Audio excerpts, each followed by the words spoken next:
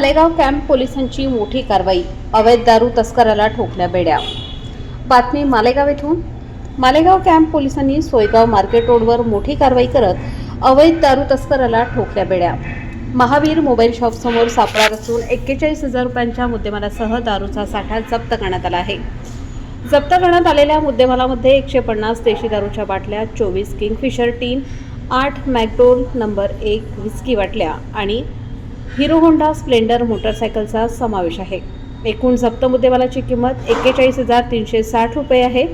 कारवाई पथकामध्ये हितेश भांबरे, सचिन गोसावी, राकेश जाधव आणि राम निसाळ यांचा समावेश होता।